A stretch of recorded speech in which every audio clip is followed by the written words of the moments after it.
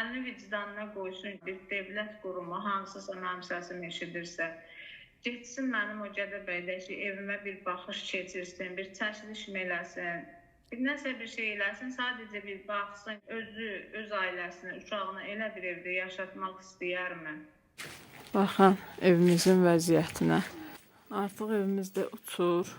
Yaxından da baxın. Yəni sosial yardımı ona görə vermədilər ki, yoldaşım adında ev var idi. 2 otaqlı bir daxmadır, şəraiti yoxdur, heç bir şəraiti, hamamı, mətbəxi, kuxunası, heç nəyi yoxdur. Üstəlik də patoloqu deşik-deşikdir, yağan yağışın hamısı evin içinə tökülür.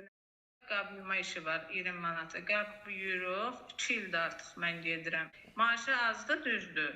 Maaş heç nədir, yol pulu da ancaq. Amma gətirdiyim o yeməklərlə ən azından toyda nə pişirsə, hamısı o gələn, qabaqdan gələnlərdə üzürlü sayın. Gətirdiklərimdən amma görürəm uşaqlar yeyir, evdə yenə ac qalmırlar da. İnsandan cavanlığını alır belə yaşamaq.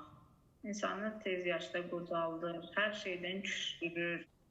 Həm xəstə 2 dənə övlada baxmaq məcburiyyətindəsən, həm onların müalicəsini elətdirməliyəm, həm istədiklərini almalıyam. Həm əsası uşağımı əməliyyat elətdirmək istəyirəm.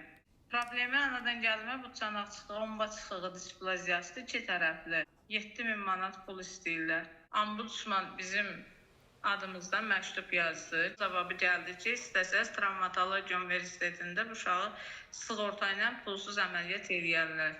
Travmatologiyada bizim uşağın yaşı böyük olduğu üçün götürmədik. Dövlətdən istədiyim odur ki, uşağıma əlillik versin. Ən azından öz aldığı pensiyasından özünün hardasa bir nəyini eləyərəm, reabilitasiyasını mən nəyinsə. Bizə də sosial yardım düşür, sosial yardım versə, o da bizə bir köməkdir.